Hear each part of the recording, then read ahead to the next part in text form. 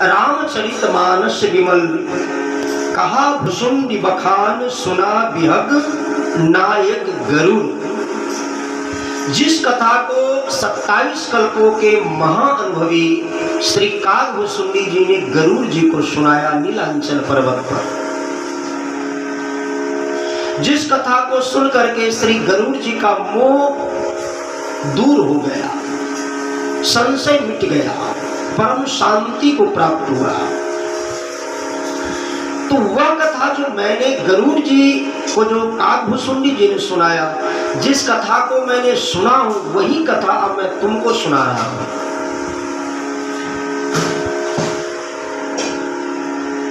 सुनो राम अवतार। प्रथम जो आपका प्रश्न था कि पुनि प्रभु कहो राम अवतारा, कि पहले जो प्रश्न आपके द्वारा हुआ है वो निर्गुण निराकार ब्रह्म सगुण साकार शरीर धारण करके कैसे आता है, तो इसका उत्तर भगवान भोलेनाथ ने एक पंक्ति में दिया, अगुण ही सगुण ही नहीं कछु भेदा। भक्तों को निराकार और साकार ब्रह्म में अंतर नहीं मानना चाहिए, इस भेद में नहीं पड़ना चाहिए। कई लोग इसी में उलझ जाते हैं, हम कैसे माने कि भगवान है, कोई उनको निराकार कहते हैं, कोई साकार कहते हैं।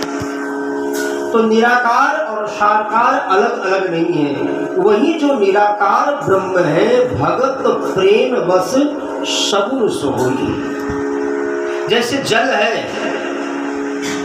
तो जल का कोई आकार नहीं होता है, और उसी जल को किसी कटोरा में, गोलाकार कटोरा में फ्रिज में रख दो तो जमकर एक आकार धारण कर लेता है।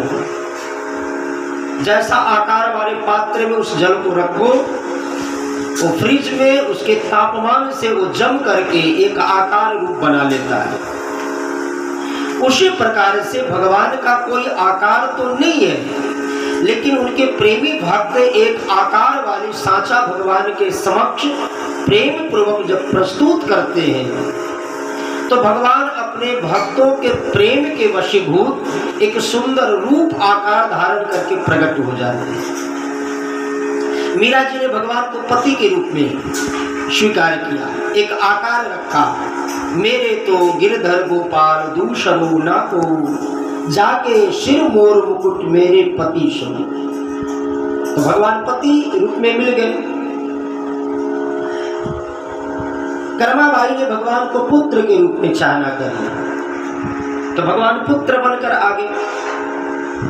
भगवान से कोई एक नाता संबंध जोड़ लो, मोहि तो ही नाते अनेक मानिए जो बात। और जो आप दृढ़ संबंध उनके प्रति आप अपने मन में धारण करके और भगवान को जिस भाव से पुकारोगे, भगवान उसी रूप में तुम्हारे सामने प्रकट हो जाएंगे। तो भगत प्रेम बस, कोई प्रेमी जन अगर भगवान को पुकारते हैं जिस भाव से, वही निराकार ब्रह्म जो चर्म चक्षु से वो दृश्य काव्य के रूप में उनका दर्शन नहीं होता है, वो प्रकट हो जाते हैं, वो दर्शन देने लगते हैं। अब दूसरा जो प्रश्न है, पुनि प्रभु कहु राम अवतारा, इस संबंध में भगवान शिव कहते हैं कि हे भगवती, मैं कितना तक वर्णन करूं। राम जन्म कर हेतु अनेका, परम विचित्र एक ते का। भगवान के जन्म के कई कारण हैं, एक दो कारण नहीं है, लेकिन जन्म एक दुई कहु बखानी, सावधान सुन सुमुखी भवान। मैं जो कथा सुनाने जा रहा हूं, मैं सुनाऊं, आप सुनो, इसके पूर्व सावधान होकर सुनो। कथा में थोड़ी भी असावधानी हुई कि खतरा की घंटी बज जाएगा।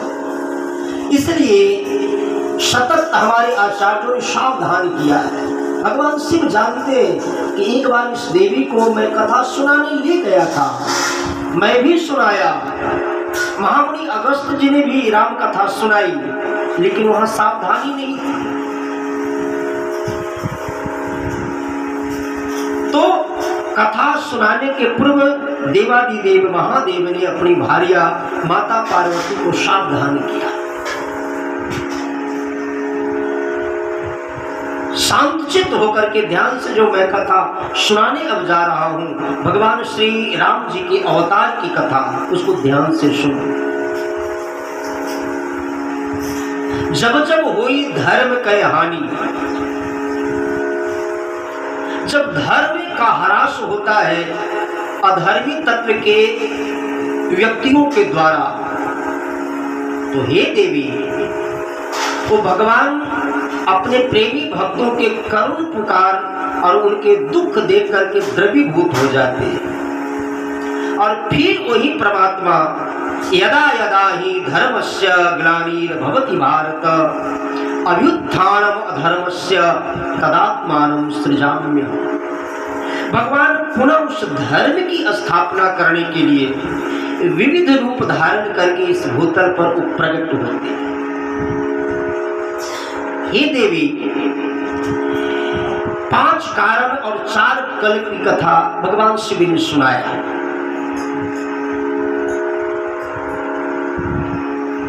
हरि अवतार हेतु जेहि होई, भगवान के अवतार के ही प्रमुख कारण है, ऐसा कोई नहीं कह सकता है। इद नित्यम, ऐसा ही प्रमुख कारण है, ऐसा नहीं। भगवान के अवतार के कई कारण हैं, लेकिन सभी कारणों को तो मैं नहीं सुना सकता।